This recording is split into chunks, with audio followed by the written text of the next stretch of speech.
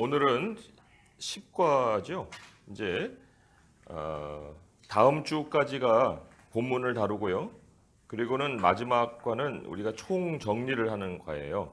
그래서 오늘은 10과하고 12장을 히브리서 12장을 다룹니다. 지난번까지는 이제 지난주, 지지난주까지는 2장씩 다뤄서 상당히 양이 많았잖아요. 오늘은 한 장, 12장 믿음에 대하여서 이제 지난주에 우리가 사례를 많이 보았는데 오늘 믿음에 대한 정리를 이제 13장, 12장에서 잘 우리에게 해주고 있습니다. 본문의 위치 오늘은 제가 읽어볼게요. 예수님이 십자가에서 견디신 고난을 포함해서 과거 조상들이 보인 인내하는 믿음의 본보기를 고려할 때 그리스도인들은 하나님의 징계가 그들에게 유익함을 알고 믿음 안에서 인내해야 한다. 다섯 번째이자 마지막 경고에서 독자들은 하나님의 은혜를 거부하고 자발적으로 하나님의 심판 안에 들어가지 않도록 조심하라고 주의를 받는다. 하나님 나라는 흔들릴 수 없고 우리는 신실한 예배 가운데서 하나님께 반응해야만 한다. 네. 오늘 특별히 배우면서 어려움을 보는 우리 그리스도인들의 관점, 이것을 잘 정리할 수 있길 원합니다. 하나님의 징계에 대한 부분이 믿음과 함께 우리에게 잘 설명이 되어 있어요. 그래서 믿음을 우리가 잘 이루려면은 마지막까지 하나님이 원하시는 지점까지 도달하려면 하나님의 징계에 대한 이해를 잘 할 수가 있어야 되거든요. 큰 그림에 대해서도 제가 읽어볼게요. 히브리서 12장 1절에서 29절은 독자들에게 예수님이 믿음의 창시자이며 또한 믿음을 온전하게 하시는 분이시라는 사실, 그리고 그들이 믿음 가운데서 인내해야 하는 이유는 이것이 십자가에서 예수님이 보이신 인내에 대한 반응이기 때문임을 상기시킨다. 그래서 오늘 제목이 인내잖아요. 인내를 해라 했는데 믿음을 우선은 이제 정리를 해봅니다. 믿음이라고 할 때 사실 이게 우리의 것이라고 생각하기가 쉬워요. 하지만 성경은 믿음의 처음도 우리 것이 아니고 믿음의 마지막도 우리 것이 아니라고 얘기를 하죠. 그래서 믿음의 창시자라는 말이 founder라는 말이에요. 그래서 믿음의 기초를 닦으신 분, 그죠? 기초가 있습니다. 그런데 믿음이 기초만 아니고 믿음을 온전케 하시는 분, 하시는 분으로 예수님을 소개하죠. 그래서 믿음이 시작도 있고 믿음이 마침도 있는 거예요. 온전케 하시는 분은 이제 perfect라는 그 용어를 씁니다. 그러니까 완벽하게 만드시는 분이죠. 그러니까 초기에 우리에게 믿음을 심어주시는 분도 예수님이고 믿음을 우리에게 온전케 해주시는 분도 예수님인데 이 과정에 우리에게 요구하고 있는 것이 인내다. 인내는 이제 견딤이라고 볼 수가 있어요. 견딤. 그리고 인듀어런스라고 해서 이 어떤 우리가 그냥 순간에 참는 정도가 아니고 계속해서 견뎌가는 그 과정을 소개를 하고 있습니다. 근데 우리 히브리서 12장 마지막쯤에서도 발견을 하겠지만은 우리는 사실 그 출처가 어디냐면은 하나님이에요. 하나님.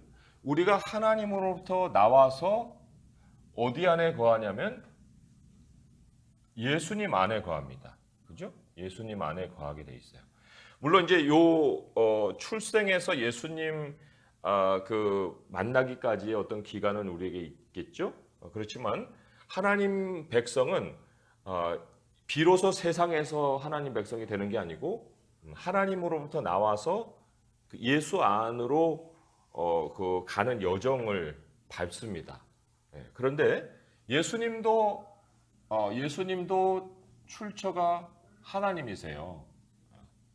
출처가 하나님이신데, 그런데 예수님은 이제 나오셔서 우리를 위하여 되어주신 모습이 있습니다. 그런데 그 되어주신 모습이 뭐냐면 거기에 이제 네 가지로 소개를 하고 있어요. 우리에게 오셔서 지혜가 되시고 의로움이 되시고 거룩함이 되시고 그다음에 구원함이 되셨다. 이렇게 이제 소개를 해주고 있습니다. 이거는 하나의 그 프로세스를 얘기하는 거예요. 프로세스를. 우리가 예수님을 언제 처음 만나느냐 하면 예수님의 말씀을 통해서 그분을 만납니다. 말씀은 뭐 쉬운 말씀을 들을 수도 있고 굉장히 어려운 말씀을 들었을 수도 있고 아무튼 예수님의 지혜를 통해서 우리의 눈이 밝아지는 거예요. 그리고 난 다음에 의로움이라는 것은 결국 하나님과 올바른 관계를 갖는 거잖아요. 그래서 말씀을 통해서 하나님과 올바른 관계를 갖게 되고 그리고 우리가 이제 변화되는 거죠. 예수님의 모습으로 변화가 되는 거예요. 그리고 마지막에 그 꼬린 지점이 어디냐면은 바로 이 믿음이 완성되는 이때가 바로 우리가 하나님 나라로 들어가는 구원이에요. 구원을 우리는 이제 시작 지점에서 우리는 구원받았다라고 얘기를 하죠. 그 말도 맞는 말이에요. 그렇지만 구원은 시작만 있는 게 아니고 마지막에 완성되는 것이 큰 의미가 있거든요. 그래서 두렵고 떨림으로 너희 구원을 이루라 하는 말씀이 있듯이 이러한 과정을 거쳐서 마지막에 이제 우리가 영광 중에 하나님께 들어가는 것이 바로 이제 구원인데 예수님이 오셔서 우리에게 이렇게 지혜와 의로움과 거룩함과 구원함이 되셨다. 어디에 나오냐면요. 히브리서 12장에 12장 말씀에 지난주에 그 어디에 있나요? 10장이었나요?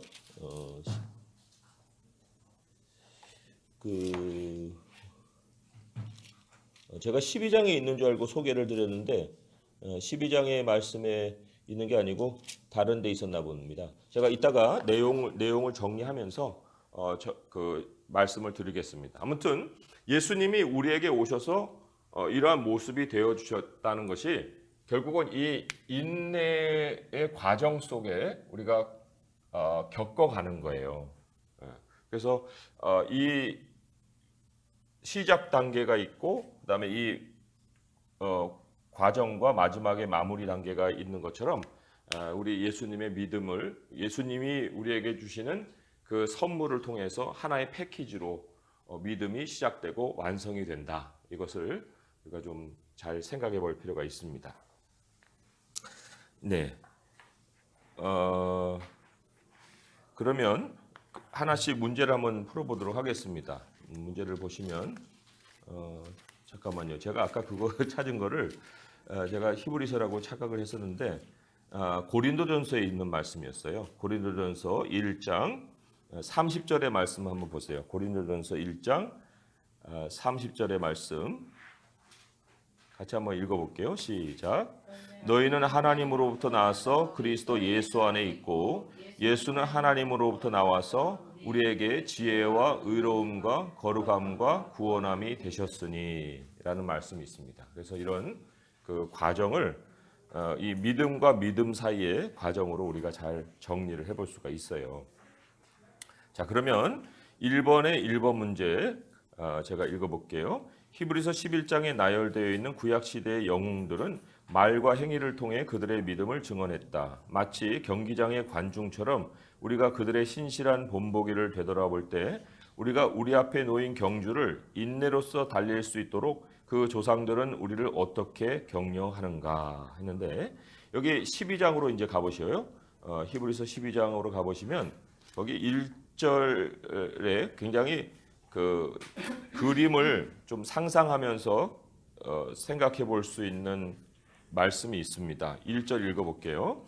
이러므로 같이 읽을게요. 이러므로 우리에게 구름같이 둘러싼 허다한 증인들이 있으니 모든 무거운 것과 얽매기 쉬운 죄를 벗어버리고 인내로써 우리 앞에 당한 경주를 하며 이 그림을 한번 상상을 해보시면 제가 지우고요. 이런 이제 경기장이 있습니다. 경기장이 있고 여기 이제 관중석이 쭉 이렇게 놓여 있죠. 그리고 사람들이 막 여기에 앉아 있어요. 그런데 여기 이제 트랙이 있거든요. 트랙이 있는데 사실 이 마라톤을 생각하시면 마라톤은 뛰어갔다가 이제 다시 돌아오는 그런 광경을 한번 생각해 보세요. 그러면 여기 이제 관중들이 쭉 둘러 있고 한 사람이 이제 들어와서 여기에서 이제 뛰기 시작합니다. 여기 이제 마지막 꼬린 지점이 이렇게 뜨잖아요. 그러면 수많은 구름과 같은 증인들이 둘러싸서 우리가 달려오고 있는 것을 지켜보고 있다. 이런 의미예요. 그래서 우리 앞에 당한이라는 것은 그 경주라는 것이 결국 우리에게 이미 세팅이 돼 있는 거고 그 세팅된 경주를 우리가 이제 달려가는 거를 수많은 증인들이 보고 있는데 이 증인들이 누구냐면 이미 경주를 맞춘 사람들이에요. 경주를 마친 사람들이 구름같이 둘러싸서 우리가 오고 있는 것을 이제 보고 있는 이런 어떤 그림을 우리에게 그려주고 있어요. 그랬을 때 그 어떻게 그 조상들은 우리를 격려하느냐 하는 그런 그 질문이죠. 여기에 사실 그 경주를 인내로서 달릴 수 있도록 그들이 먼저 달려갔던 모습을 묘사를 하고 있는데 중간쯤 보면은 두 가지가 있어요. 모든 무거운 것과 얽매이기 쉬운 죄를 벗어버려라.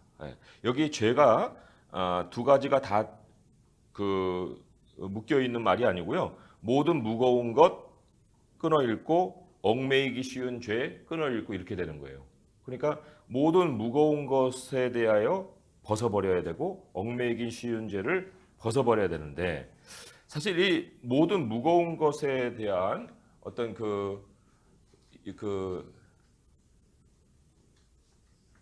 모든 무거운 것에 대해서는 하나의 예를 한번 그 앞에 11장에 굉장히 많은 믿음의 사람들의 모습이 있었으니까 거기서 한번 찾아보자 그러면은 11장 9절에 이런 말씀이 있어요.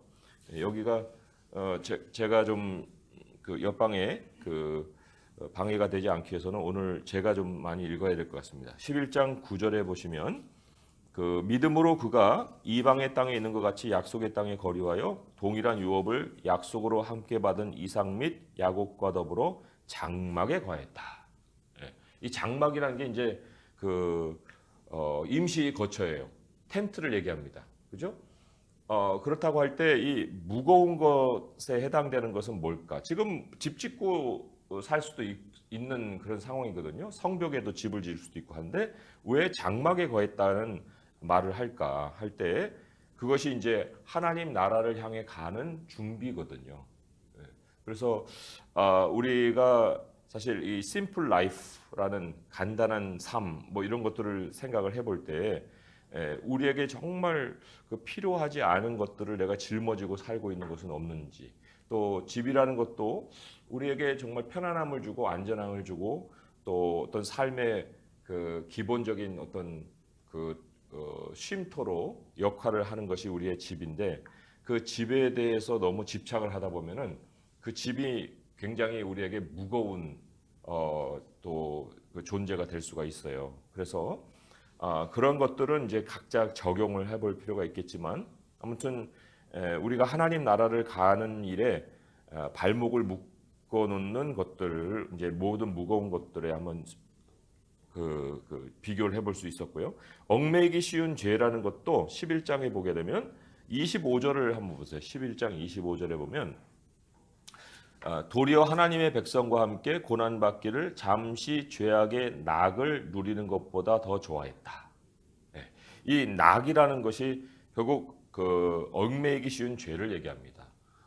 그 도박이라는 것은 그게 중독성이 있어서 한 번, 두 번 하다 보면은 거기에 이제 빠져버린다 하잖아요. 그러니까 거기에 얽매이게 되면은 이제 다른 모든 걸 못 하게 되는 거예요. 그러니까 화투 치는 것도 조심해야 되는 거예요. 그것도 뭐 명절 때 모여서 뭐 한다 하지만 우리가 그런 것들로 재미로 하다가 다 빠지지 처음부터 나 이걸 하겠다. 내 인생은 이걸 위해 태어났다. 이렇게 하는 사람 없거든요. 근데 마지막에는 결국은 거기에 빠져버리게 되거든요. 그래서 그런 얽매이기 쉬운 죄도 벗어버려야 되고 그리고는 세 번째로 우리에게 이제 그 증인들이 보여줬던 모습이 인내로서 달려가는 거예요. 인내로서 달려가는 거. 그러니까 모든 무거운 것도 벗고 얽매이기 쉬운 죄도 벗고 인내로서 달려간다 할 때 그 좋은 예가 11장 7절에 노아에게서 찾아볼 수가 있습니다. 노아가 뭐를 했냐면 방주를 준비했다는 거예요. 방주가 10년, 20년 지은 게 아니잖아요. 그리고 인내로서 자기 앞에 당한 경주거든요. 자기 앞에. 예. 그러면 하나님께서 각 사람에게 정해 놓으신 트랙이 있어요. 우리 앞에 당한 경주라고 했기 때문에 우리 앞에 세팅해 놓은 경주는 노아에게는 방주였는데 과연 나는 무엇이냐.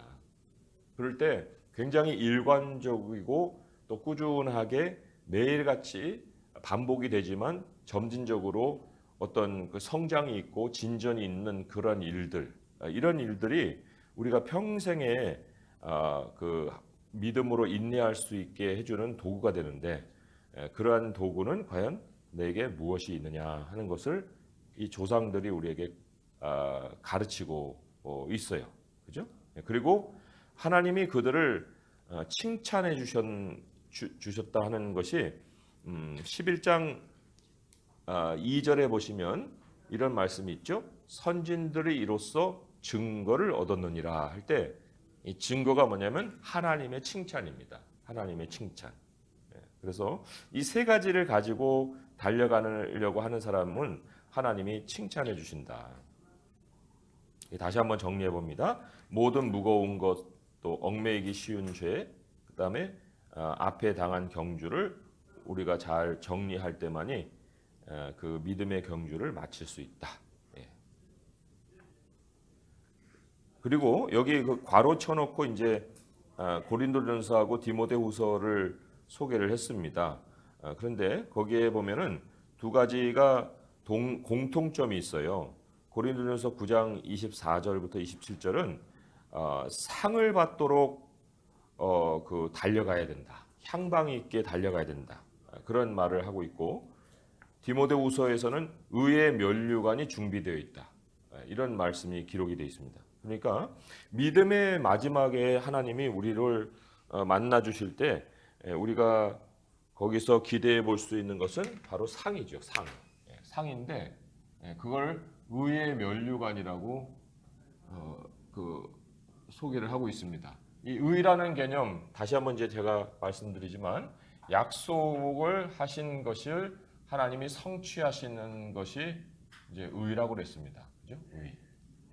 우리와 하나님과의 관계가 기본적으로 의고요. 그리고 하나님 안에서 살아가는 사람은 약속을 성취하는 것까지 가는 것이 바로 의예요. 그러니까 우리가 믿음을 시작해서 믿음을 마쳤기 때문에 이 온전한 과정을 겪은 거예요. 뭐 개근상을 겪든지 주든지 뭐든 어쨌든 의의 면류가는 것은 너 잘 달려왔어. 너가 믿음의 순간만으로 멈추지 않고 예수님 안에서 여기까지 잘 왔구나 하고 우리에게 상을 씌워주는 것이 의의 면류관이에요. 모든 그 구름같이 허다한 증인들은 다 이 의의 면류관을 쓰고 있습니다. 중간에 실패한 사람이 거기에 앉아 있는 것이 없는 거죠. 자, 두 번째 질문을 봅니다. 저자는 과거 믿음의 본보기들을 제시한 후에 예수님의 백성을 완벽한 길로 이끄는 것은 그들의 믿음을 온전하게 하시는 예수님의 사역임을 독자들에게 상기시킨다.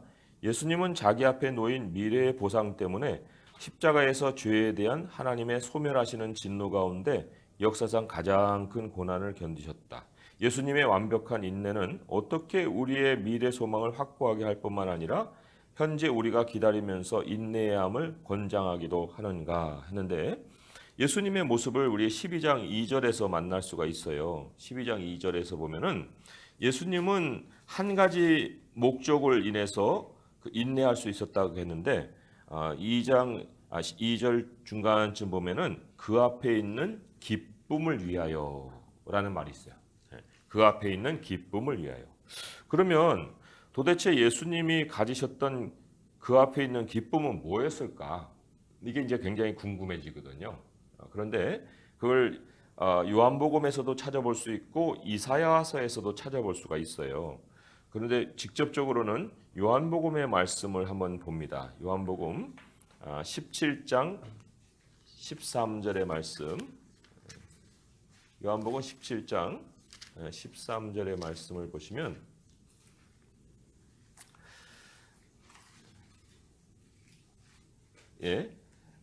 제가 읽어볼게요. 지금 내가 아버지께로 가오니 내가 세상에서 이 말을 하옵는 것은 그들로 내 기쁨을 그들 안에 충만히 가지게 하려 함이니이다. 그래서 이 말씀 앞뒤로도 쭉 읽어보셔야 되겠지만 하나님 아버지께로 가는 기쁨이 있었어요. 예수님에게 그 앞에 있는 기쁨, 그러니까 아버지께로 가는 기쁨, 그리고 또 그것을 또한 계시록에 보게 되면 제자들과 함께 나눌 수 있다는 기쁨이 또 있었다는 거예요. 계시록 3장 21절에 보면 계시록 3장 21절에 그 라오디아 교회에다가 주는 그 말씀 가운데 이제 약속이었는데 이기는 그에게는 내가 내 보좌에 함께 앉게 하여 주기를 내가 이기고 아버지 보좌에 함께 앉은 것과 같이 하리라. 그래서 아버지께로 가는 그 정도가 아니고 좀 더 구체적으로 보면은 하나님 보좌 우편에 앉으시며 또 그 옆에 우리가 함께 앉게 될 그 현실을 예수님이 바라보셨다는 거예요.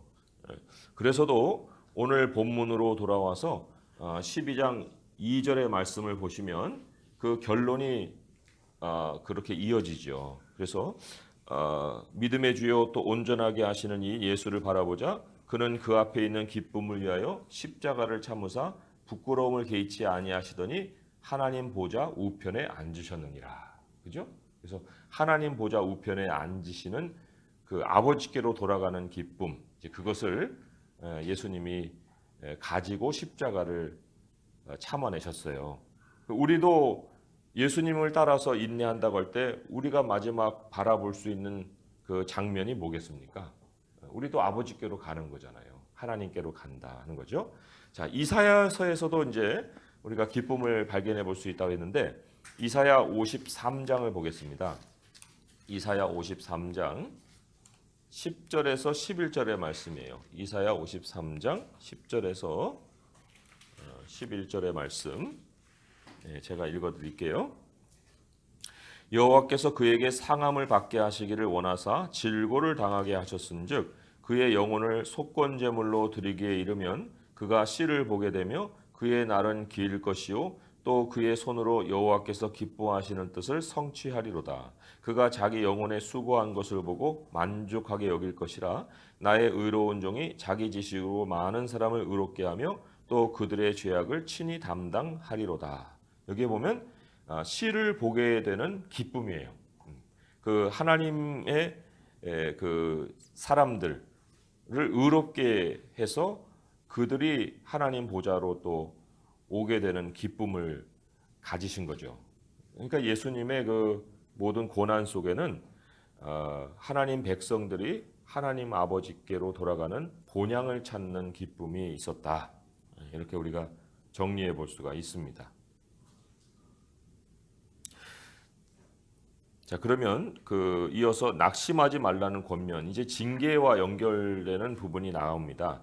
이제 우리가 그래서 믿음에 대해서 이제 정리를 했습니다. 그런데 막상 이제 믿음의 삶을 이제 쌓으려 하다 보니 이게 보통 쉽게 견딜 수 있는 게 아니라는 거예요. 그래서 그 문제를 어떻게 해결해야 되느냐 하는 건데 그 1번 문제를 제가 읽어보겠습니다. 예수님께 적대적인 사람들 가운데서도 견뎌내신 예수님의 인내를 고려하면 독자들은 지치거나 낙심하지 말아야 한다. 죄와 싸우는 것은 신자들이 이 생에서 직면하는 적대감 중 가장 항상 큰 적대감일 것이다.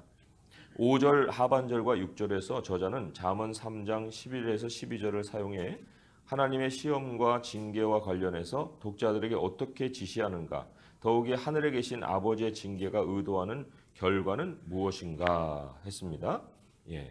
이 하나님께서 의도하신 결과는 10절에서 11절에 나오죠.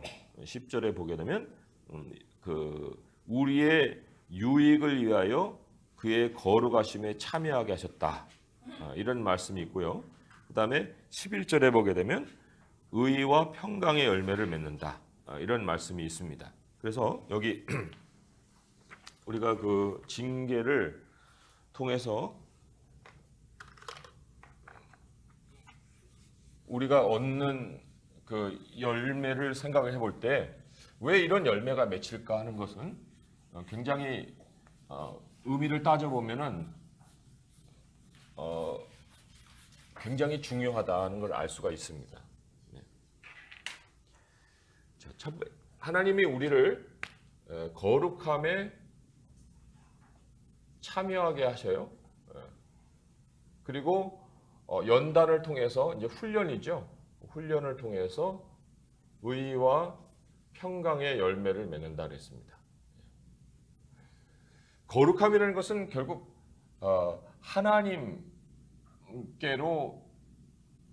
가까이 가는 거예요. 가까이 감 혹은 하나님을 닮는 거죠. 자, 이게 큰 어떤 목표라고 볼 수가 있습니다. 목표. 그리고 이제 믿음을 시작을 했어요. 믿음이 달려갑니다. 어디로 달려가냐면 거룩함에 참여하는 것으로 이제 달려간다 볼 수 있어요. 근데 처음부터 사람이 거룩하냐면 그렇지가 않아요. 의라는 것은 하나님과 내가 그 하나의 어떤 그 연결선을 통해서 그 일직선이 되는 것을 얘기합니다. 뭐 온전한 의라고 하면은 이렇게 되는 거예요. 그러나 처음부터 이렇게 우리가 일직선이 돼서 살아가지는 못하죠. 하나님과 일직선이 되어서 그 누리는 삶을 우리는 평강이라고 얘기합니다. 이렇게 일직선이 되는 걸 의라고 그러고, 그다음에 이렇게 되어서 살아가는 삶의 모습을 평강이라고 얘기하죠. 그러니까 평강은 구불구불한 것이 아니고 직선적인 어떤 굉장히 그 평안한 삶, 그런 걸 얘기하는데, 이 직선은 하나님과의 관계 속에서 오는 거예요. 그러면 믿음이 거룩함으로 가기까지 처음에는 우리가 하나님과의 관계라는 것이 굉장히 직선적이지 못하고 곡선적으로 가죠. 그러다가 점점점 하나님을 닮아가면서 마지막에 이렇게 되는 거예요. 그러니까 이게 의의 곡선이라고 하면, 이 의의 곡선을 따라서 이제 이렇게 나오는 이런 부분들 있잖아요. 삶의 모습들. 그러니까 하나님과의 관계죠. 하나님과의 관계가 가까워지면 가까워질수록 삶에서 일어나는 어떤 물결이 점점점 이제 고요해지는 거예요. 그죠? 그러니까 목표는 거룩함으로 하나님이 딱 정해놓고 우리를 이제 징계하신다는 거예요. 훈련을 하시죠. 그러니까 우리를 다듬어 가시는 건데, 다듬어 가실 때 사실 의와 평강, 의를 통해서 다듬어 가시고 평강을 선물로 주신다고 할 때, 우리가 징계를 잘 이겨낼 수 있는 길, 그거는 바로 하나님 앞에 나오는 것밖에 없어요. 하나님 앞에 나와서 내가 어디에서 구부러져 있느냐, 그걸 자꾸만 돌아보는 거죠. 하나님, 우리가 아들로서 아버지를 닮아가는 것을 목표로 징계를 하시기 때문에 그냥 어려움으로 끝나는 일은 없는 거예요. 어려움 자체로 끝나는 일이 없어요. 내가 왜 어렵지? 할 때 어려움을 통해서 내가 더 어떤 하나님의 모습을 닮아가야 되느냐, 그거를 이제 돌아보면 거기에서 답이 나오는 거죠. 그래서 그거를 찾아가면서 이제 내 모양이, 내 모습이 점점 아버지로 바뀌어가는 것을 통해 내 삶의 굴곡이 점점 줄어든다. 이런 거를 우리가 징계의 어떤 목적으로 생각을 해볼 때, 우리의 삶의 과정은 결국 하나님을 닮아가는 과정이다, 이렇게 볼 수가 있고요. 그리고 이러한 과정에 있는 사람만이 그 영생으로 향하는 길을 가지는 사람이에요. 그러니까 징계는 영생으로 향하는 길을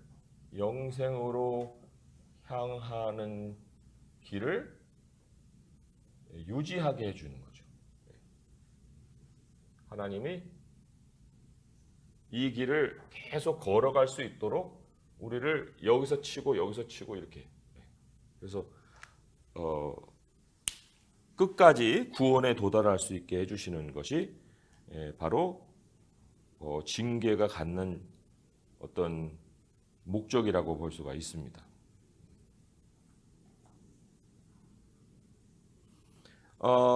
로마서 5장 1절을 보시면 그 의와 평강에 대한 관계를 조금은 볼 수가 있을 것 같습니다. 제가 참고 구절로 써놨기 때문에 한번 찾아보겠습니다. 찾아보시고 제가 읽어볼게요. 로마서 5장 1절의 말씀이 이렇죠. 그러므로 우리가 믿음으로 의롭다 하심을 받았으니 우리 주 예수 그리스도로 말미암아 하나님과 화평을 누리자. 그래서 우리 하나님과 올바른 관계를 가진 사람이 또한 하나님과 화평을 누릴 수 있는 그 상황이 벌어지는 거죠. 네. 그리고 요 길을 성경 우리 오늘 히브리서에서는 어떤 길로 소개하냐면요. 고든 길로 소개를 해요. 13절에 보시면 그러므로 너희가 너희 발을 위하여 고든 길을 만들어 저는 다리로 하여금 어그러지지 않고 고침을 받게 하라. 예. 그래서 징계받을 때 우리가 늘 생각해야 될 것은 아버지께로 가는 우리의 목표. 내가 본향으로 향해야 되는데 내 마음이 거기에 머물지 못했구나. 예. 그래서 삶이 참 무겁고 얽매였던 것들이 있었는데 그런 것을 정리하고 이제는 앞으로 나가야 되겠다라고 길을 다시 되찾는 것. 그게 바로 오늘 이 13절이 얘기하는 너희 발을 위하여 고든 길을 만들어서 저는 다리로 하여금 어그러지지 않고 고침을 받게 하라는 말씀이에요. 자, 그러면 이제 두 번째 문제 옮겨가 보겠습니다. 저자는 그의 독자들을 계속 끝까지 고무하기 위해 시적 언어를 사용하면서 그리스도의 사역에 대한 반응으로서 다른 사람들과 평화를 추구하고 그들 스스로 거룩함을 추구하라고 격려한다. 그리스도인 공동체 내부에서 평화를 추구하는 일은 왜 그토록 중요한가? 그리스도의 교회의 평화를 유지하고 서로를 돌아보도록 동기를 부여하는 것은 무엇인가? 라고 했는데 여기 그 14절에 보시면 그 모든 사람과 더불어 화평함, 그게 이제 하나의 단위예요. 모든 사람과 더불어 화평함, 그리고 거룩함을 따르라. 이것이 없이는 아무도 주를 보지 못하리라. 이렇게 얘기했어요. 그러니까 우리가 사실 거룩함만 바라보고 막 달려가면 될 것 같았는데, 그런데 이제 14절에 보니까 하나가 더 붙어 있는 거예요. 모든 사람과 더불어 화평함, 그리고 거룩합니다. 그렇다고 할 때 우리가 여기 그 평강의 열매를 맺는다고 하잖아요. 아까 의와 평강의 열매를 맺는다고 할 때 결국은 하나님과 올바로 서는 의의 열매로서는 우리 관계하는 사람들과의 화목이 또 평강이 되는 거예요. 하나님은 잘 믿는다고 하면서 그 사람 곁에는 가고 싶지도 않고 나타나면 슬슬 피하면 그건 아무것도 아닌 거예요. 그건 그렇게 될 수가 없는 거거든요. 그래서 우리가 참 여기 거룩함을 따르라, 또 여기 따르라는 것이 그 분투하라 그런 얘기예요. 분투하라, strive for 혹은 try 이런 그런 뜻이거든요. 그래서 우리가 그리고 그 평화를 추구하는 일이 왜 그토록 중요한가 해놓고 그 세 가지 말씀을 거기다가 적어놨습니다. 그런데 그 말씀 안에서 보면 어떻게 평화를 추구할 수 있는지에 대한 그 방법을 제시해놨어요. 방법을 네 가지 정도로 이제 거기에서 소개를 했는데 한번 그 중요하기 때문에 같이 한번 찾아보겠습니다. 우리가 구체적으로 사람들하고 어떻게 내가 그러면 평강을 유지를 할 수 있을까 이런 거죠. 마가복음 9장 50절이 첫 번째 나왔어요. 마가복음 9장 50절. 마가복음 9장 50절에 보면 좀 깊이 생각해 볼 문제고 또 설명이 필요한 구절이기도 합니다. 마가복음 9장 50절에 보면 소금은 좋은 것이로되 만일 소금이 그 맛을 잃으면 무엇으로 이를 짜게 하리요? 너희 속에 소금을 두고 서로 화목하라 하시니라. 그럼 소금을 두고 서로 화목해야겠네? 근데 소금이 뭐야? 예? 사람 앞에 소금 뿌려봐요. 뭐 욕을 들어요? 칭찬을 들어요? 욕 들었죠. 근데 아니 너희 속에 소금 두고 서로 화목하는 게 뭔 얘기야? 이제 이렇게 얘기를 물어볼 텐데 이 소금은 성경에 이제 유대인들의 그 문화적인 배경을 아셔야 되는데 소금은 지혜를 상징합니다. 지혜. 그 지혜를 상징하기 때문에 서로 지혜 속에서 화목을 하라는 거죠. 너희 속에 지혜를 두고 말하자면 진리를 두라는 거예요. 우리가 이렇게 같이 배우잖아요. 이 같이 배우는 하나님 말씀을 가질 때 우리 서로 화목한 거예요. 생각이 틀어질 수는 없는 거거든요. 틀어지면은 화목을 못하죠. 그러니까 첫 번째 우리가 함께 배워야 된다는 거죠. 함께 진리를 배워야 되고 두 번째로는 로마서 12장의 말씀이죠. 로마서 12장의 18절에서 21절의 말씀. 로마서 12장 18절에서 21절의 말씀 제가 읽어볼게요. 할 수 있거든 너희로서는 모든 사람과 더불어 화목하라. 내 사랑하는 자들아 너희가 친히 원수를 갚지 말고 하나님의 진노하심에 맡기라. 기록되었으되 원수 갚는 것이 내게 있으니 내가 갚으리라고 주께서 말씀하시니라. 내 원수가 줄이거든 먹이고 목마르거든 마시게 하라. 그리함으로 내가 숯불을 그 머리에 쌓아 놓으리라. 악에게 지지 말고 선으로 악을 이기라. 두 번째 화목의 방식, 원수 갚는 걸 하나님께 맡겨야 되는 거예요. 내가 스스로 찾아가서 그 사람 처단하려고 해서는 안 된다. 근데 이게 굉장히 참 어렵습니다. 어렵지만 해결 방법은 다 여기에 있어요. 자, 세 번째로는 로마서 같은 본문인 같은 책인데 14장 19절을 제시했죠. 14장 19절에 보면 그러므로 우리가 화평의 일과 서로 덕을 세우는 일을 힘쓰나니.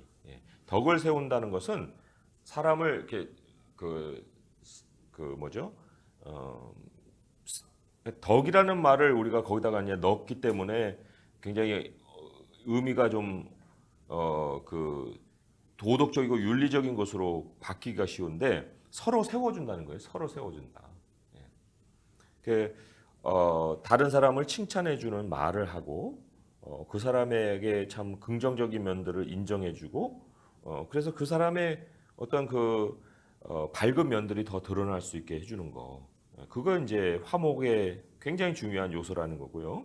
그리고 또 고린도후서 13장 11절에 보게 되면 고린도후서 13장 11절에 보게 되면 조금 이제 사람이 어려움을 겪을 때 앞에 있는 로마서는 좀 이제 사람이 정상적으로 이렇게 일상을 살아갈 때의 모습이고 고린도후서 13장 11절의 말씀은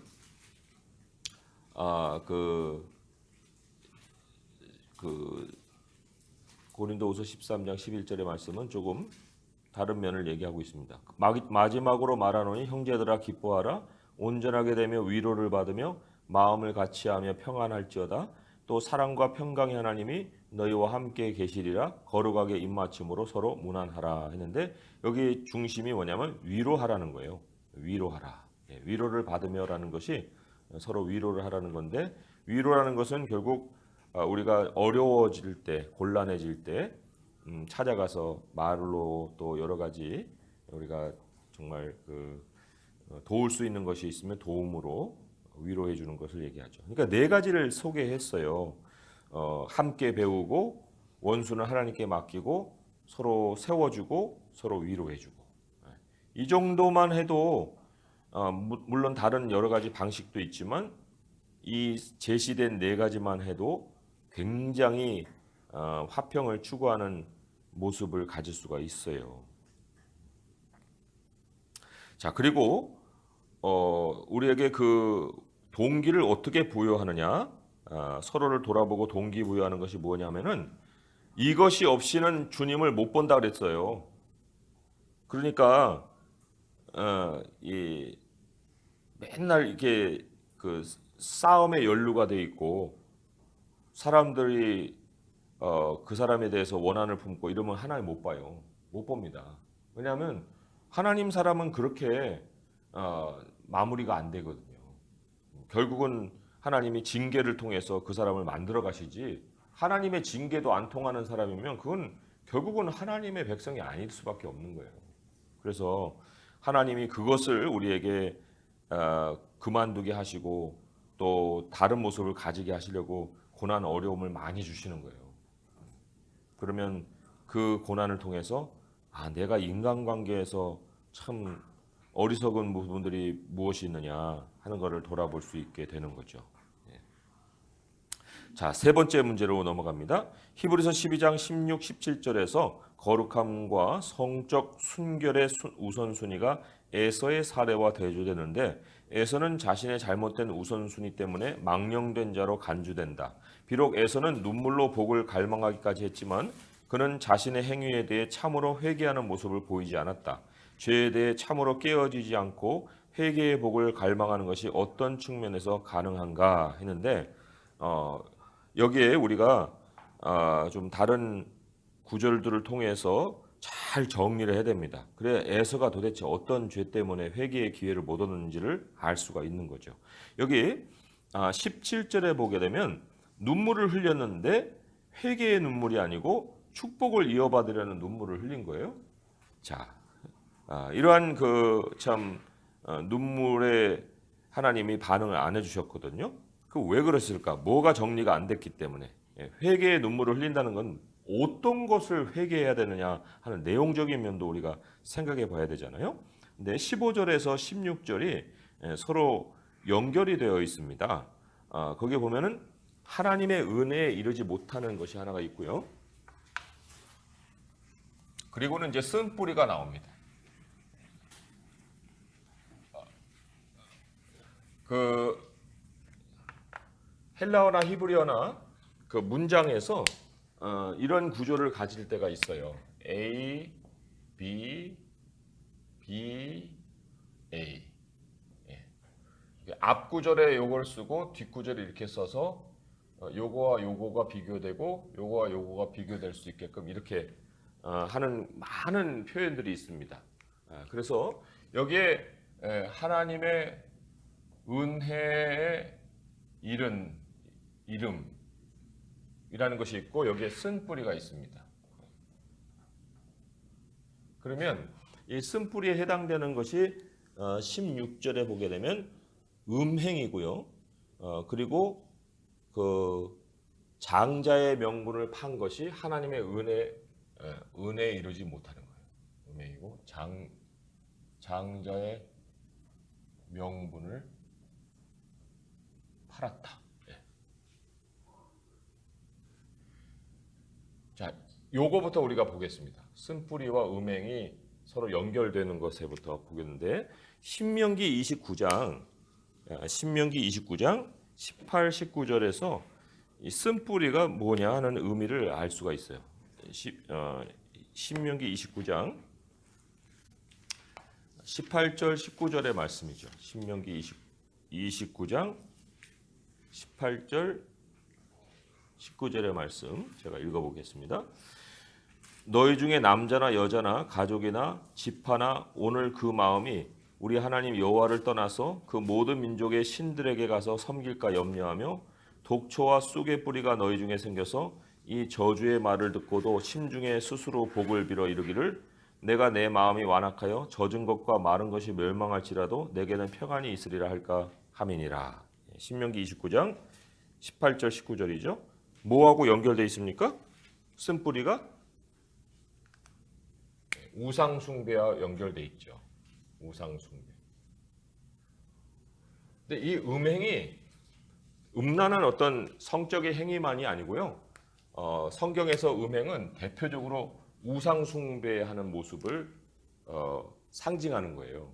그러니까 쓴뿌리와 음행이 연결되어 있는 배후에는 우상 숭배의 모습이 있는 거죠. 예.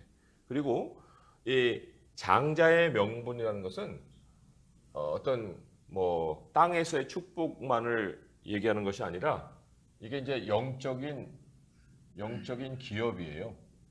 영적인 기업. 근데 하나님의 은혜에 이른다 할 때 이 은혜는요, 어떤 그 상황적인 그 도움을 얻는 것을 얘기하는 것이 아니고 이른다 했기 때문에 목표점이 있는 거예요. 목적이 있는 거예요. 앞에서 지금 쭉 우리가 믿음에 대한 것들 얘기했지만은 하나님의 은혜라는 것은 결국 하나님이 마지막에 주시는 상을 얘기하는 거거든요.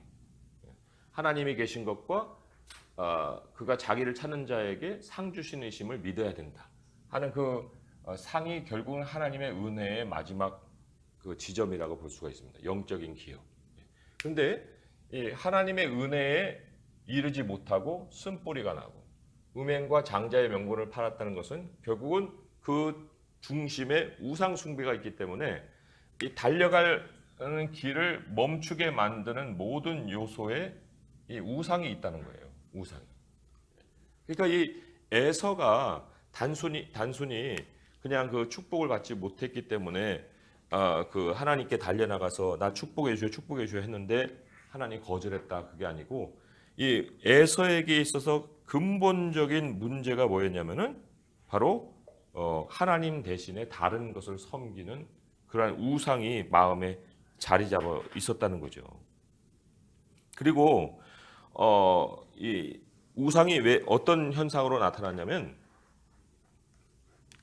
지금 팥죽이었잖아요. 성경에는 이제 붉은 죽인가 이렇게 나오는지 팥죽이라 나오는지 어쩌는 모르겠지만 팥죽이에요. 그러면 이건 한시적인 거예요. 이거는 영원한 것이고. 그런데 영원한 것은 언제든지 얻을 수 있다고 생각하는 거예요.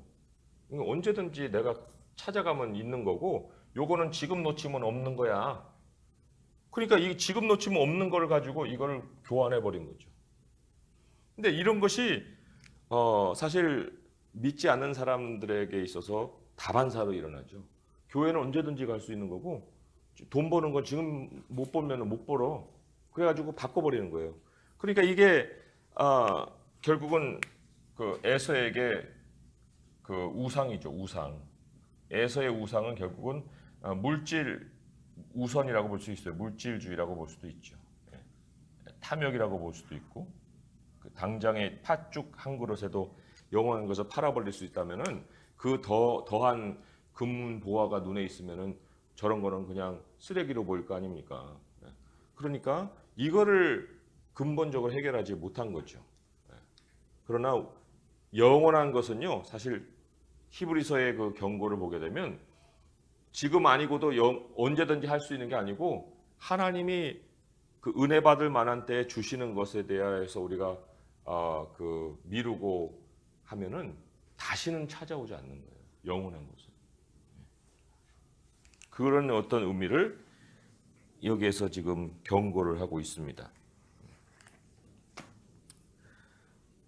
그래서 이 죄에 대해 참으로 깨어지지 않고 회개의 복을 갈망하는 것이 어떤 측면에서 가능한가 했는데 이 에서의 모습을 보게 되면 충분히 그럴 수 있는 가능성들을 많이 우리가 생각해 볼 수 있죠. 그렇지만 하나님은 여기 성적 순결이라고 얘기를 했는데 결국 성적 순결이라는 것은 그 배후의 더 깊은 의미에는 하나님을 저버리는 우상 숭배가 있었다 하는 것을 생각을 해볼 수가 있습니다.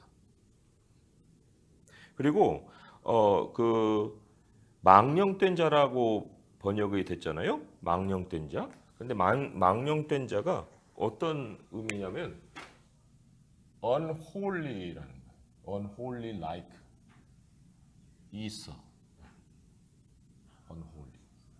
이 unholy라는 말을 썼다는 거는 아까 우리의 목표점에 뭐를 뒀습니까? 거룩함을 뒀잖아요. 그러니까 이 거룩함으로 향하는 길을 가지 않는 사례가 에서였다는 거예요. 에서.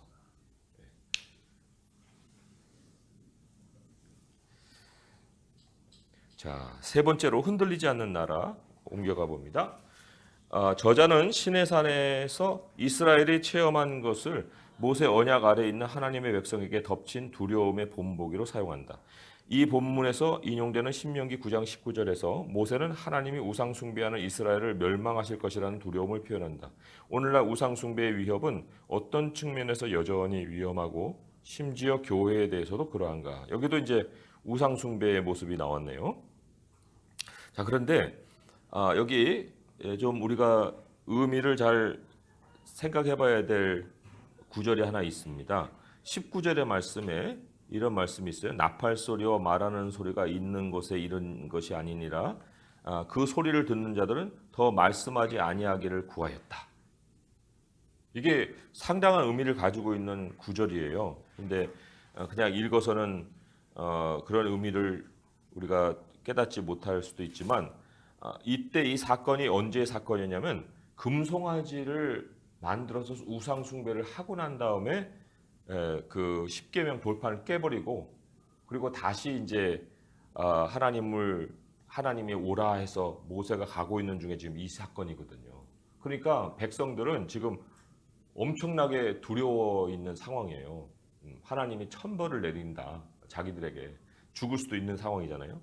그런데 하나님이 이제 다시 십계명을 주시려고 이제 불러내니 얼마나 무섭습니까? 그 산에서 지금 불 붙는 산이 막 흑암과 함께 폭풍과 함께 임하고 있으니 자기들 다 쓸려가는 거 아닌가 해서 여기에 더 말씀하지 아니하기를 구했다는 것은 결국 그 하나님에 대한 배척이에요. 그리고 하나님에 대한 거부를 얘기하는 거예요. 거부. 그래서 더 말씀하지 않기를 구했다는 것이 우리 이제 됐어요. 이제 모세에게만 말하세요. 그런 의미만을 가진 것이 아니고 자기들이 저지른 죄가 있기 때문에 하나님을 만나는 것에 대한 두려움과 함께 더 이상은 하나님 보고 싶지 않고 듣고 싶지 않다는 거역의 의미를 나타낸 말씀이죠. 자, 그래서 모세도 그렇고 모세도 이제 두려움을 표현했죠. 21절에 보면 내가 심히 두렵고 떨린다 하는 것처럼 하나님이 나타나셨던 그 모습을 모세도 이제 우상 숭배가 있었기 때문에 굉장히 두려움 속에 지금 떨고 있는 이런 상황을 우리가 알 수가 있습니다. 그래서 구약에서 하나님이 사람을 다루시는 방식은 분리예요, 분리라고 볼 수가 있습니다. 성막의 구조도 거룩함으로 막 치달아 나오는 것이 아니라 거룩함으로 오히려 못 나오게 만드시는 구조를 가졌잖아요. 그런 것처럼 구약의 사람들에게 있어서는 하나님께서 사실 죄악에 대해서 해결이 안 된 사람들에게는 분리를 통해서 그 사람들을 지키시는 거예요.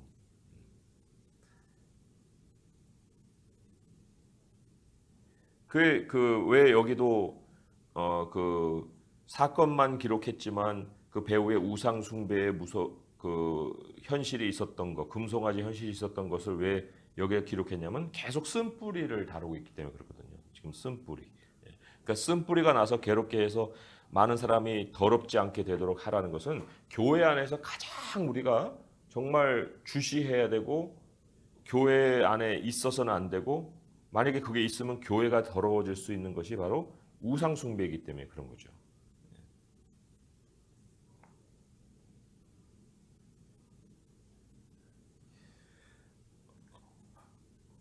그리고요, 12장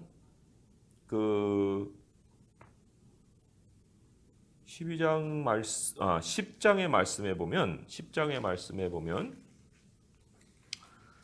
30절에 10장 30절에 보면 이렇게 기록이 되어 있어요. 원수 갚는 것이 내게 있으니 내가 갚으리라 하시고 또다시 주께서 그의 백성을 심판하리라 말씀하신 것을 우리가 안다.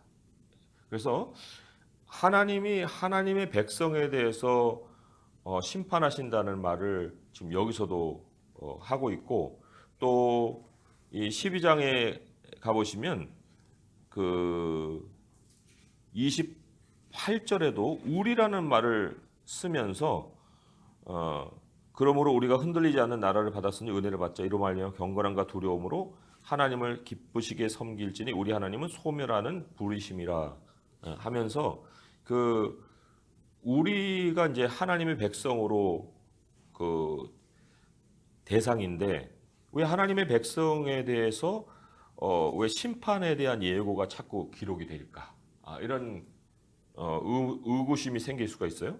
그런데 하나님의 백성이 땅에서는 섞여 있기 때문에 그래요. 하나님의 백성이라고 하는 그 정체성이 하나님이 보시는 하나님의 백성이 아니고 우리 안에 양과 염소가 섞여 있듯이 그 섞여 있는 무리이기 때문에 성경은 하나님의 백성을 얘기하면서도 심판에 대한 얘기를 빼놓지 않고 계속해서 하고 있죠.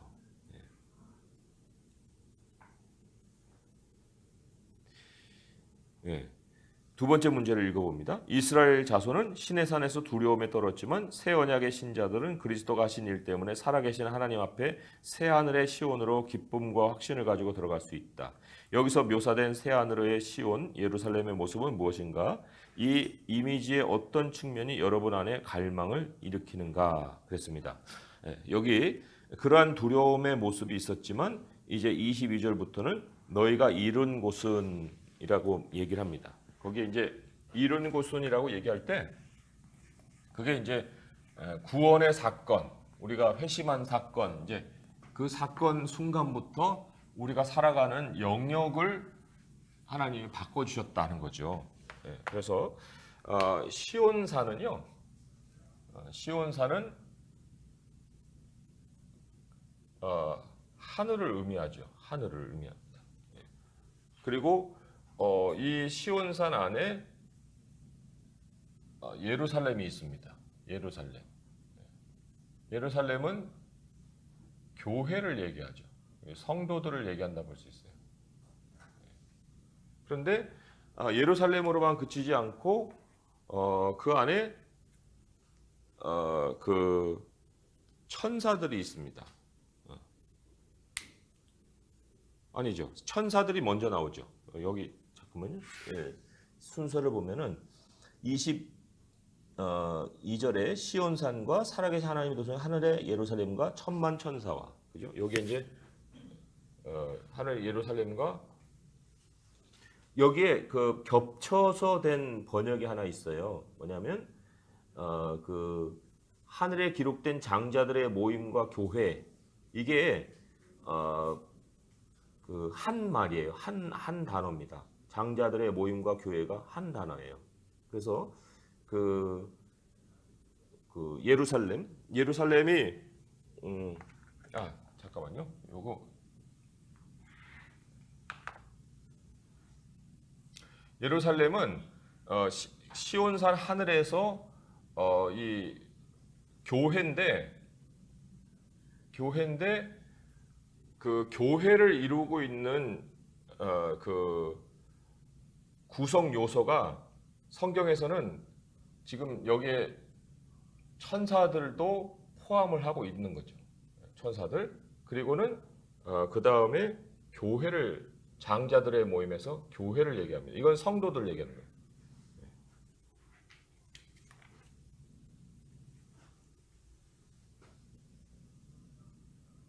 다시 말씀드립니다.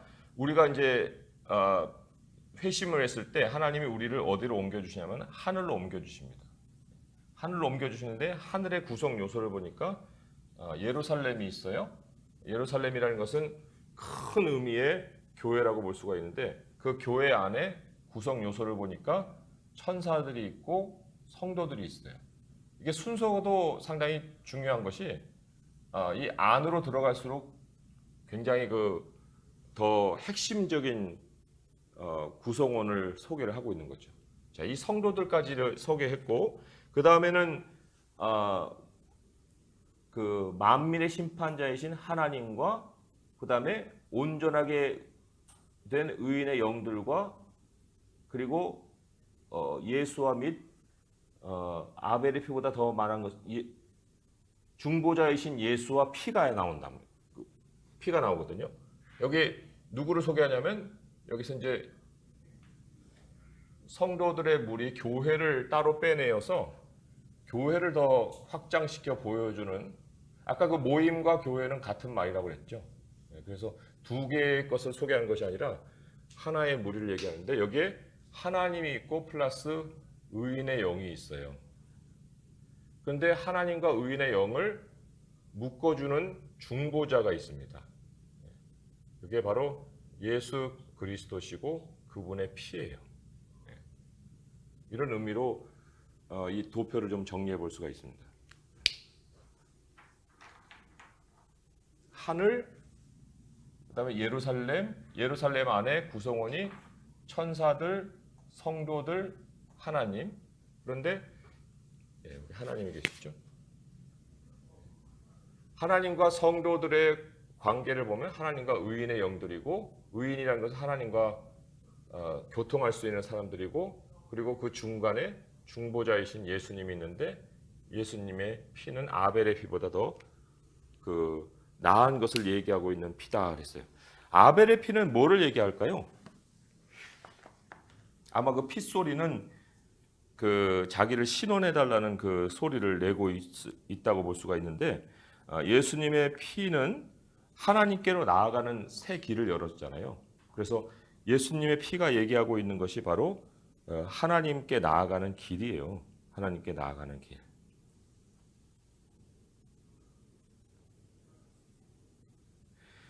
그리고 6장 9절에 보시면 이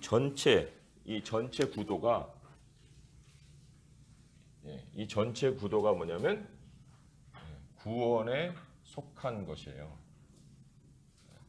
아까 우리 거룩함의 마지막에 구원이 있었잖아요.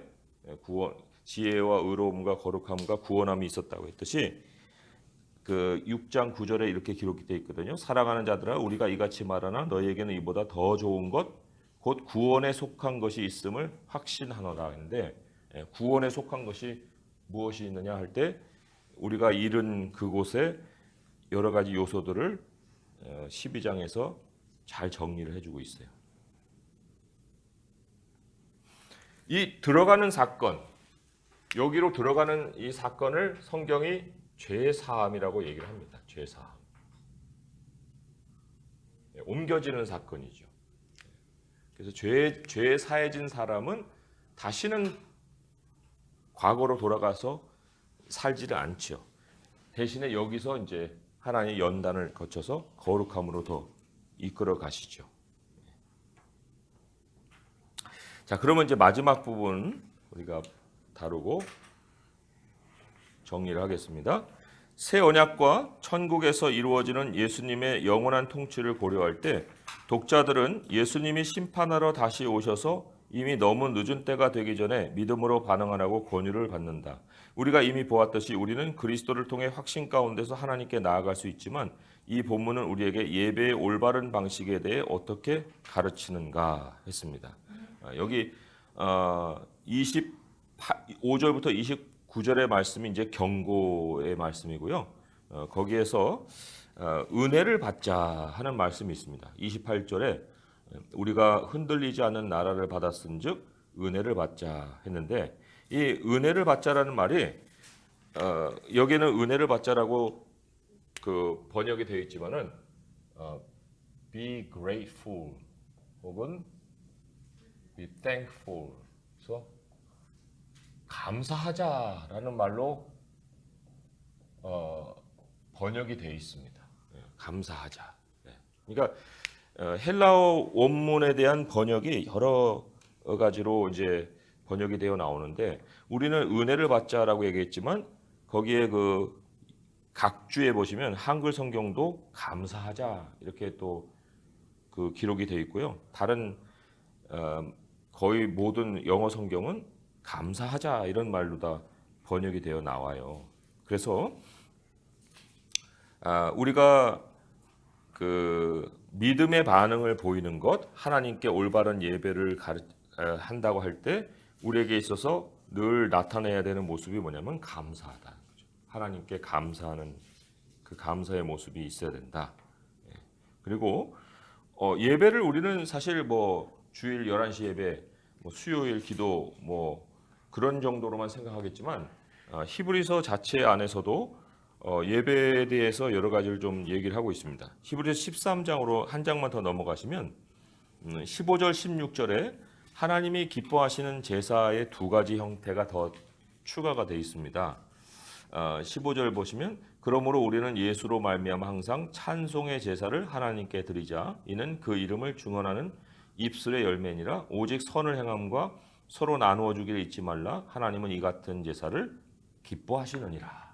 이렇게 나오죠. 그래서 찬송의 제사는 물론 우리 뭐 11시 예배 안에 하나의 구성 요소로 포함시킬 수 있지만 그럼에도 불구하고 이 찬송의 제사는 우리의 일상의 기쁨을 얘기하는 거고요. 그리고 또 16절에 보게 되면 선행이에요. 선행. 서로 나누어 줌. 이게 이제 화평의 삶이라고 볼 수가 있는데 그 화평의 삶이 하나님이 보시는 엄청난 예배다. 그렇게 얘기를 하는 거예요. 그리고 오늘 그 본문 28절로 돌아오시면 또 하나의 예배의 모습이 뭐냐면 경건함과 두려움으로 하나님을 기쁘시게 섬긴다. 여기 이제 기쁘시게라는 것이 이제 찬송의 요소라고 한다면 경건함과 두려움도 예배의 그 요소예요. 근데 이게 무슨 예배의 요소냐 하는 때 우상에 대한 경고입니다. 우리가 하나님께 우상을 품고 나가면서 예배 드릴 수 없잖아요. 그러니까 경건함과 두려움이라는 것은 앞에서 우리가 쭉 두려움에 대한 얘기를 다뤘기 때문에 그 우상에 대한 경고의 말씀이 기록이 되어 있는 거고요. 신명기 4장 23절, 24절을 보시면 예배와 그 두려움에 대한 것이 우상 숭배하고 어떻게 연결되어 있는지 하는 걸 좀 연결해서 볼 수가 있습니다. 그리고 소멸하는 불이 여기에 소개가 되어 있기 때문에 신명기 4장 23절, 24절의 말씀에 왜 소멸하는 불을 소개를 했을까 하는 게 궁금하실 거 아니에요? 근데 그 근원이 신명기 4장 23절, 24절에 있어요. 너희는 스스로 삼가 너희 하나님 여호와께서 너희와 세우신 언약을 잊지 말고 내 하나님 여호와께서 금하신 어떤 형상의 우상도 조각하지 말라. 내 하나님 여호와는 소멸하는 불이시요 질투하시는 하나님이시니라. 그래서 우상을 숭배하는 사람, 그 사람에게 하나님의 심판이 있다는 것을 경고를 하고 있습니다. 그러니까 우리가 예배를 나갈 때는 반드시 하나님 앞에 우리 자신을 돌아보아서 그러한 더러움을 깨끗하게 하고 하나님을 예배하는 모습을 가져야 된다는 거죠. 자, 그러면 이제 좀 여유를 가지시고 제가 쭉 읽어드리는 것을 잘 들어보시기 바랍니다. 복음 메시지 창시자이자 온전하게 하시는 자, 믿음의 창시자라는 얘기죠. 예수님은 우리의 믿음의 창시자시며 믿음을 온전하게 하시는 분이다. 예수님은 자기 백성을 위해 완벽한 순종과 완전한 믿음 가운데 사시는 구원의 우승자시다.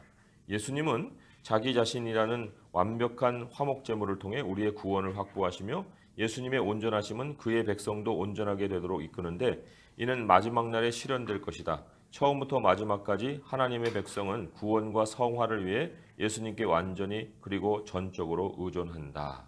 그래서 거룩함의 과정조차도 우리 예수님이 이루시는 일이라는 거죠. 거룩함. 하나님의 백성은 구분되라 또는 거룩하라고 부름받는다. 거룩함은 온전한 윤리적 순결과 죄에서 떠난 상태를 포함한다. 하나님이 거룩하신 분이기 때문에 거룩함 없이는 아무도 그분을 볼 수 없다. 그러나 감사하게도 그리스도인들은 십자가에서 그리스도가 단번에 드리신 제사를 통해 거룩한 자들로 구분된다. 하나님의 은혜에 대한 반응으로 그리스도인들은 예배로 거룩함 가운데 인내하라고 부름받는다. 더욱이 하나님은 하나님의 자녀된 우리가 자신의 거룩함을 공유하도록 우리를 징계하실 것이다. 이게 하나님과 같이 되게끔 우리를 훈련시키신다. 그런 의미를 가지고 있습니다. 성경신학 전체하고 연관성. 하나님의 우편이라는 뜻이죠. 히브리서에서 저자는 예수님이 하나님의 우편에 앉으셨다고 여러 차례 기록한다. 구약 성경에서 우편은 권능과 영예를 지칭하며 인간 왕의 오른쪽에 서는 위치다. 성경의 시적 언어에서 하나님의 손 그리고 특별히 오른손은 구원, 피난처, 보호, 기쁨의 자리를 상징한다. 왕이신 예수님은 하나님의 우편에 앉아 계시는데 이 자리에서 예수님은 신자를 위해 중보하시고 만물에 대한 권세와 권능을 행하신다. 시내산에서 새 시온까지 이스라엘 자손이 하나님께 십계명을 받은 시내산의 공포는 진짜였고 감지할 수 있을 만큼 뚜렷한 것이었다. 여호와의 무시무시한 임재는 불, 구름, 천둥, 번개 등을 동반했다. 하나님은 자신의 거룩한 율법을 선언하기 위해 시내산에 강림하셨고 모세는 하나님이 자기 백성의 망령된 우상 숭배로 인해 그들을 멸망시키실까 두려웠다. 그러나 그리스도는 하나님의 백성이 살 수 없었던 완벽하고 죄 없는 삶을 살기 위해 오셨으며 그들의 죄를 파멸시키기 위해 자기 자신을 제물로 드리셨다. 하나님의 백성은 그리스도를 통해 새하늘의 시온에 들어가고 파멸될까 두려울 필요 없이 경외심을 가지고 하나님을 예배할 수 있도록 허락받는다. 그래서 새하늘의 시온에 들어간다는 것이 죄사함의 사건이라고 말씀을 드렸습니다. 자, 그리고 나라, 왕국, 에덴 동산은 많은 면에서 하나님 나라의 원형으로 기능했다. 아담과 하와는 하나님 나라인 에덴에서 대리 통치자로 섬기고 에덴에 대한 통치권을 행사해야 했다. 그러나 아담과 하와가 하나님을 보좌에서 끌어내리려고 시도했을 때 에덴의 왕국은 흔들렸고 낙원은 상실되었으며 인류 전체는 유배지로 추방되었다. 나중에 성경 이야기에서 하나님의 백성은 그들의 믿음 부족 때문에 왕을 갈망했다. 그러나 이스라엘 왕 가운데서 심지어 최고의 왕조차도 하나님의 이상에 미치지 못했다. 그러나 예수님은 의와 공의로 영원히 통치하기 위해 참되고 완벽한 왕으로 오셨다. 그리스도는 자신의 첫 번째 강림을 통해 하나님 나라를 시작하셨으며 자신의 두 번째 강림의 때에 자신의 나라를 완성하실 것이다. 예수님은 흔들릴 수 없는 나라, 곧 하나님의 영원한 에덴 낙원에서 둘째 아담이시며 영원한 왕이시다. 네, 여기 둘째 아담 영원한 왕이라고 했는데 사실 성경의 표현으로 얘기하자면 마지막 아담 혹은 두 번째 사람 이렇게 표현이 되어 있어요. 마지막 아담, 두 번째 사람 이렇게 표현이 되어 있습니다. 고린도전서 15장 45절, 47절 그렇게 적어 놓으시면 되죠. 그 다음에 이제 기독교 교리입니다. 살아계신 하나님. 히브리서에서 우리는 하나님이 막연한 우주적 개념이나 단순히 대중의 아편이 아님을 배운다. 히브리서에서 하나님은 살아계신 하나님으로 여러 번 지칭된다. 성경의 하나님은 무한하신 분임과 동시에 인격적인 분이시다. 살아계신다는 것이 결국 영원하시고 또 인격적인 분이라는 뜻이에요. 하나님의 징계, 그리스도인들이 죄를 지을 때 하나님 앞에서의 그들의 법적 지위는 여전히 변함없지만 하나님과 그들의 교제는 중단되고 그들의 삶은 손상되며 하나님의 영은 근심하신다. 그런데 모든 그리스도인이 죄를 짓는다. 히브리서의 저자는 아버지가 자기 자녀를 사랑으로 징계하는 것처럼 하나님도 자기가 사랑하시는 자를 징계한다고 우리에게 말한다. 하나님의 징계는 우리의 유익을 위한 것으로서 우리는 그 징계를 통해 하나님의 거룩함에 참여할 수 있다. 그러므로 우리는 하나님이 우리를 용서하심을 알고 우리의 죄를 매일 고백하라고 예수님께 배운다. 하나님은 우리의 유익을 위해 우리를 징계하실 뿐 아니라 종종 우리를 회개하도록 사랑으로 이끄시는 분이시기도 하다. 정리를 해보면 복음 메시지에서는 우리의 믿음을 시작하시고 완성하시는 분이 예수님이시다. 믿음의 창시자여 온전케 하시는 분이라 이렇게 얘기했죠. 믿음을 시작하고 완성하시는 분이 예수 그리스도시다라는 것과 그 다음에 그 시작과 완성 사이 과정도 예수님이 이루어 놓으셨어요. 그래서 우리의 믿음을 시작하고 완성하시는 분도 예수님, 시작과 완성의 과정도 예수님이 이루어 놓으셨다는 거죠. 그렇기 때문에 믿음이라는 것은 전적으로 예수님을 의지하는 거예요. 처음도 중간도 마지막도 전적으로 예수님을 의지하는 것이 믿음이죠. 그리고 이 믿음을 따르는 것이 또한 거룩해지는 일이에요. 믿음을 따르는 일이 거룩해지는 거고, 그리고 하나님은 징계를 통해서 우리가 예수님의 모습으로 닮아가게 하신다.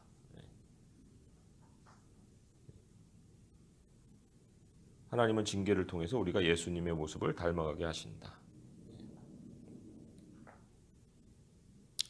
네, 그게 복음 메시지입니다.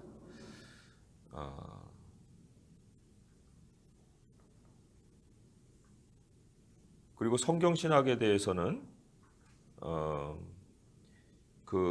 하나님 우편을 배웠는데 예수님은 하나님 우편에서 중보하고 통치하시죠. 하나님 우편에서 예수님은 중보하고 통치하신다. 근데 우리도 그리스도를 통해 하늘에 들어간 자예요.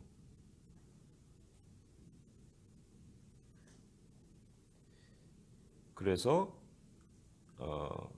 두려움 없이 예배할 수가 있고요. 예, 그렇죠? 예. 하나님 우편은 예수님이 거기에서 중보하고 통치하시고 우리는 예수님으로 인해 하늘에 들어간 자고 두려움 없이 예배할 수 있고요. 그리고 그 나라를 시작하고 완성하신 분은 또한 그리스도시다. 이렇게 또 마무리할 수 있습니다. 하나님 나라를 시작하시고 완성하신 분이 그리스도시다.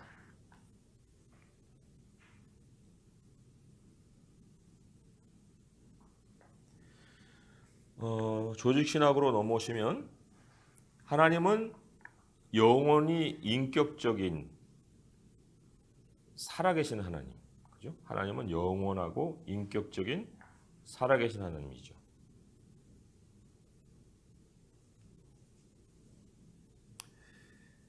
또 우리가 죄를 지을 때 징계와 또 회개를 통해서 거룩함으로 이끄시죠. 우리가 죄를 지을 때 징계와 회개를 통해 거룩함으로 이끄신다. 두 가지를 우리가 정리를 했습니다.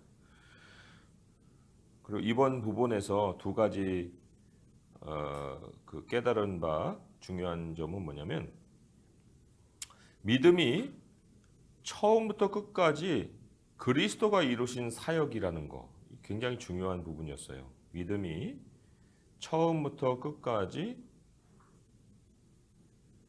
그리스도가 이루신 사역이다. 우리 것으로 오해하면 안 되는 거죠. 믿음이 처음부터 끝까지 그리스도가 이루신 사역이다. 그다음에 이제 그 징계를 배우는데요. 징계를 통해 거룩해지고 의와 평강의 열매를 맺는다는 거. 그걸 배웠습니다. 징계를 통해 거룩해지고 의와 평강의 열매를 맺는다. 거기서 의와 평강이라는 것은 의는 하나님과 올바로 서는 것이고, 그죠? 의는 하나님과 올바로 서는 것이고, 평강은 그럼으로써 만물과 조화를 이루는 거예요. 특별히 그 이웃과의 관계를 얘기하는 거죠. 그래서 의는 하나님과 올바로 서는 것이고, 평강은 그럼으로써 만물과 조화를 이루는 것. 하나님 감사합니다. 우리에게 믿음의 주요 온전케 하시는 이이신 예수님을 우리가 만나고 또 예수님 안에서 살며 이제 하나님 나라 가는 것을 소망 삼을 수 있게 하시니 감사합니다. 하나님 매사가 다 아버지 손안에서 우리를 돌보아 주시고 또 평안케 하시는 하나님의 그 섭리가 있사오니 우리 주님을 전적으로 의지하고 또 마음에 정말 믿음과 평강을 가지고 살아갈 수 있도록 하여 주옵소서. 하나님 우리가 예배하는 자로서 우리의 삶 속에서도 찬미의 제사를 드리고 또 선함과 나눠주기를 좋아하는 제사를 통해 하나님을 기쁘시게 하는 예배자의 삶을 살게 하여 주옵소서. 주님께 감사드렸고 예수님의 이름으로 기도합니다. 아멘.